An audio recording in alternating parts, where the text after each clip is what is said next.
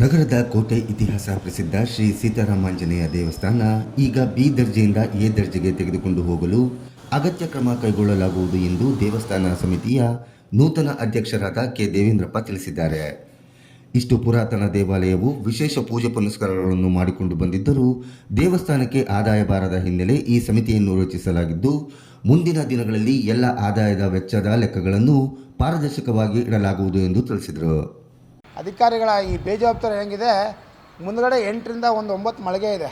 ಆ ಮಳಿಗೆ ಬಾಡಿಗೆ ಅವರೇನು ಅಧಿಕಾರಿಗಳ ಒಂದು ಉದಾರ ಮನಸ್ಸು ಏನೋ ಗೊತ್ತಿಲ್ಲ, ಒಂದು ಮಳಿಗೆಗೆ ಇವತ್ತು ಕೂಡ 250 ರೂಪಾಯಿ 300 ರೂಪಾಯಿ ಬಾಡಿಗೆ ಕೊಡ್ತೇವೆ. ವ್ಯಾಲ್ಯೂಷನ್ ಪ್ರಕಾರ 6,000 7,000 ರೂಪಾಯಿ ಪ್ರೆಸೆಂಟ್ ಹೋಗಬೇಕು. ಅದ್ರ ಮೇಲೆ ನಾವು ಹರಾಜಿಗೆ ಹೋಗ್ತೀವಿ.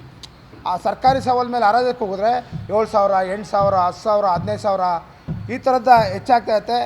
ಅಲ್ಲಿ ಭಾರಿ ಇದಂದರೆ ಈ ಮಳಿಗೆಯಲ್ಲಿ ಒಬ್ರು ಇದ್ದಾರೆ, ನಮಗೆ 300 ರೂಪಾಯಿ ಕೊಡ್ತಾರೆ. ಅವ್ರ ಎದುರುಗಡೆ ಅವ್ರದ್ದೊಂದು ಮನೆ ತಕ್ಕ ಒಂದು ಮಳಿಗೆ ಮಾಡಿದರೆ ಅಲ್ಲಿ 8,000 ರೂಪಾಯಿ ಅವ್ರು ಬಾಡಿಗೆ ಕೊಟ್ಟಿದ್ದಾರೆ. ನಾವು ಇಂಥ ಒಂದು ಪುರಾತನ ದೇವಾಲಯ, ಇಂಥ ಪೂಜೆ ಪುರಸ್ಕಾರಗಳು ಪಾಪ ಅವರು ಪೂಜೆ ಪುರಸ್ಕಾರಗಳೆಲ್ಲ ಮಾಡಿದ್ರೂ ಕೂಡ ದೇವಸ್ಥಾನದಲ್ಲಿ ಇವತ್ತು ಆದಾಯ ಬರ್ತಾಯಿಲ್ಲ ಅಂದರೆ ಎಲ್ಲ ಒಂದು ಕಡೆ ನಮಗೆ ಒಂಥರ ಏನಿದು ಈ ಮಟ್ಟಕ್ಕೆ ಹೋಗ್ತಾಯಿಲ್ಲ ಅಂತೇಳಿ ಆಗ್ತಾಯಿದೆ. ಆದ್ದರಿಂದ ನಾವು ಇದೆಲ್ಲದಕ್ಕೂ ಕೂಡ ನಾವೊಂದು ಕಡಿವಾಣ ಹಾಕ್ಬಿಟ್ಟು ದೇವಸ್ಥಾನಕ್ಕೆ ಆದಾಯ ಬರುವಂಥ ಕೆಲಸ, ಭಕ್ತರಿಗೇನು ಮೂಲಭೂತ ಸೌಕರ್ಯಗಳನ್ನ ಒದಗಿಸ್ಕೊಡುವಂಥ ಕೆಲಸ ಎಲ್ಲದೂ ಕೂಡ ಮುಂದಿನ ದಿನಗಳು ವಸ್ತ್ರ ಸಂಹಿತೆಯನ್ನು ಪಾಲನೆ ಮಾಡುವಂಥ ಕೆಲಸ ಮಾಡ್ತೀವಿ.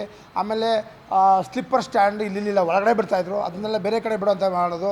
ಮೊದಲನೇ ವಾರದಲ್ಲಿ ತಾಲೂಕಾ ಕಚೇರಿ ಅವರಿಗೆ ನಾನು ವಾರ್ಷಿಕ ಆದಾಯ ಎಷ್ಟಿದೆ ಅಕೌಂಟಲ್ಲಿ ದುಡ್ಡು ಏನೇನಿದೆ ಅಂತ ಕೇಳಿದ್ರು ಕೂಡ ಇದುವರೆಗೂ ಕೊಟ್ಟಿಲ್ಲ.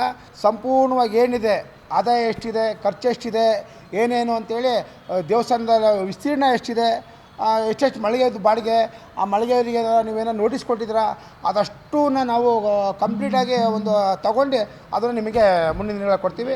ಎಲ್ಲೆಲ್ಲಿ ಪ್ರಮುಖವಾಗಿ ಬೇಕೋ ಆ ಎಲ್ಲ ಜಾಗದಲ್ಲೂ ಕೂಡ CC ಕ್ಯಾಮ್ರಾಗಳನ್ನ ಅಳವಡಿಸೋಂಥ ಕೆಲಸ ಮಾಡ್ತೀವಿ. ದೇವಸ್ಥಾನದ ಅದು ಹಿಂದೂ ದೇವಸ್ಥಾನದ ಮುಜರಾಯಿ ಇಲಾಖೆ ದೇವಸ್ಥಾನಗಳ ಹುಂಡಿನ ದೇವ್ರ ದುಡ್ಡನ್ನು ಅನ್ಯ ಧರ್ಮಗಳಿಗೆ ಉಪಯೋಗಿಸ್ತಾರೆ ಅಂತೇಳಿ ಏನು ಹೊರಗಡೆ ಅಪಪ್ರಚಾರ ಇದೆ.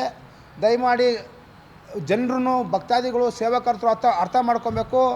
ಯಾವುದೇ ಮುಜರಾಯಿ ಇಲಾಖೆ ದುಡ್ಡು ಯಾವುದೇ ಅನ್ಯ ಧರ್ಮಕ್ಕೂ ಹೋಗಲ್ಲ, ಸರ್ಕಾರಕ್ಕೂ ಹೋಗಲ್ಲ. ಈ ದೇವಸ್ಥಾನ ಆಯಾ ದೇವಸ್ಥಾನದ ಖಜಾನೆಯಲ್ಲೇ ಇರುತ್ತೆ.